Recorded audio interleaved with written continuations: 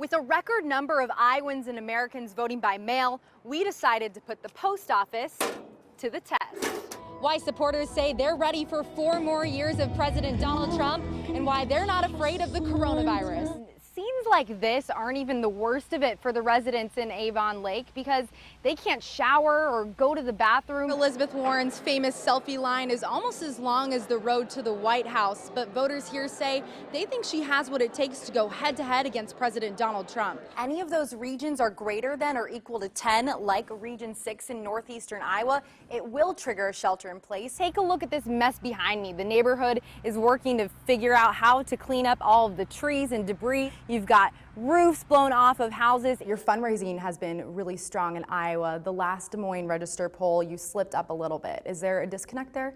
There are going to be some ups and downs in the polls. Just wanted to give you a behind-the-scenes tour of the Media Filing Center. First of all, happy caucus night. Former Vice President Joe Biden did not reach the threshold that he needed. I'm in a room of 604 people, so he needed 91 to hit that 15%. Adequate hospital and clinic staffing remains an issue for our community. Monica Madden reporting there for our affiliate WHO TV. Monica, teachers say their lives are at risk.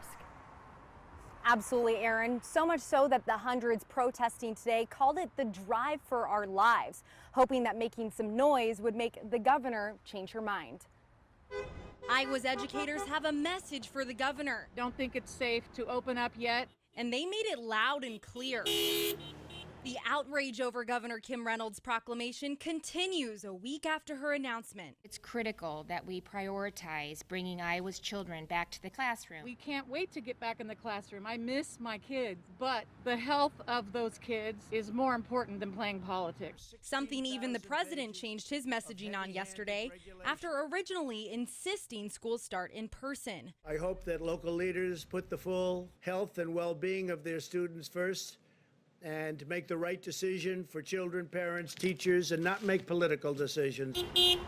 Iowa teachers say their demands for the governor are simple. Listen to people who know education. Let the districts decide what's best for their educators and students. We can't give them an unsafe environment and feel good about the oath that we took when we became teachers to take care of our kids. Now, many districts have already applied to be exempt from that rule of having 50% of classes in person, but are waiting for approval from the Department of Education. William Burt isn't afraid of owning up to his mistakes that led him to prison.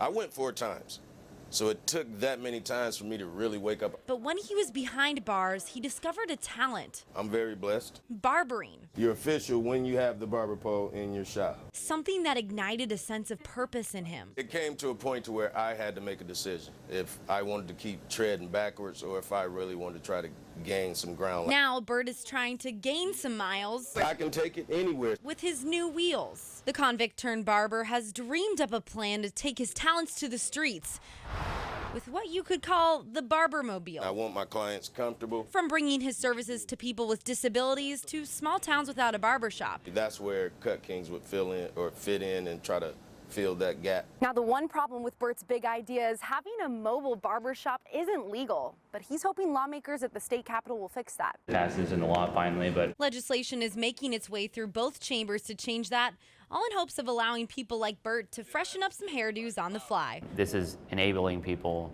to be able to go up the economic ladder, to be entrepreneurs, to be innovative. But for Burt, it isn't about the money or himself, really. The reward for me would be like the ripple effect, like I'm just a rock in the water. Hopefully this causes other barbers to get out and do. Although the odds might have been stacked against him, he knows he's on the right path now. I don't make many excuses.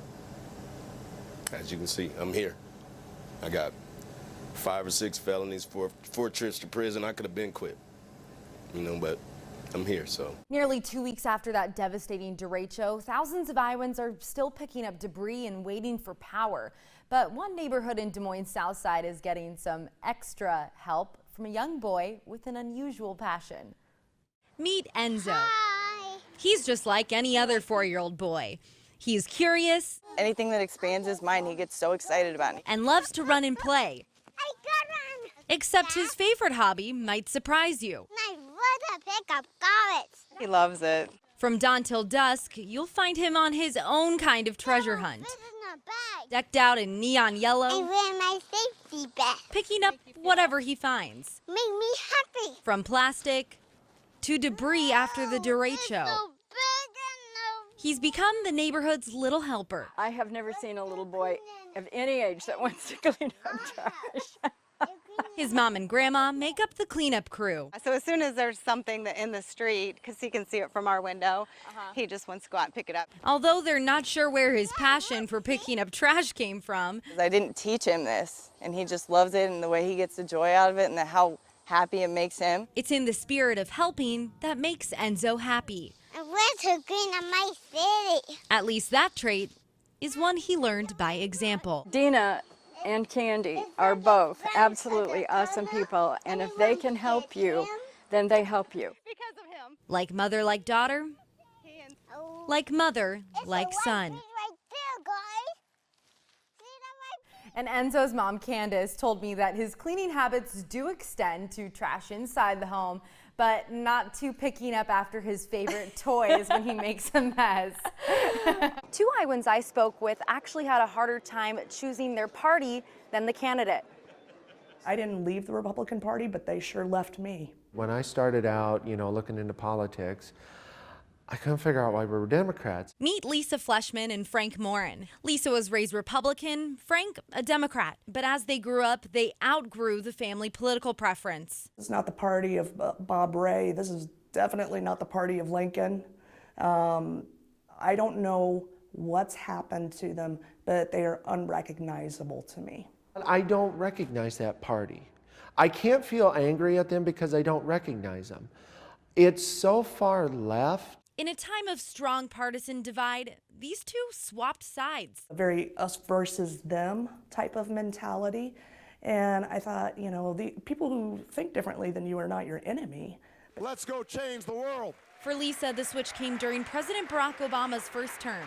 When I changed my party affiliation, it was absolutely about doing the right thing. It was about my values. It was about who I was as a person. That was a hard sell to her Republican friends and family. Thought I was making a huge mistake and that I had gone over to the other side. Everybody gets covered by health care. The other side that didn't match Frank's values. You're hearing free health care for all. Nothing's free. Somebody's going to have to pay for it. He saw Democrats as the party of handouts rather than hard work. My dad died when I was 6 weeks old. I saw my mom go out. She went out and worked. You just go out and do it. When you're in a position, you just do it. Nobody hands you anything. Like Lisa, Frank also coped with the backlash from his newfound support of the Republican Party. I've had both my cars vandalized. I've had my life threatened. All because I'm a Donald Trump supporter. Despite the resistance, both say their values are what convinced them to change parties. Our values are not the kinds of things that shift back and forth and back and forth. Who we vote for might. That's what Drake political science professor Arthur Sanders says makes Frank and Lisa unique. You get practically no ticket splitters these days. In 2008, active voters were split pretty evenly in the thirds, about 30% Republicans, 35% Democrats, and 35% independents. There were only slight differences by 2016. As of this month, both parties have lost active voters, with a growing number of Iowans registering as independents. Sometimes willing to go back and forth, but they're a pretty small group. Still, in a very tight election, that can make a difference.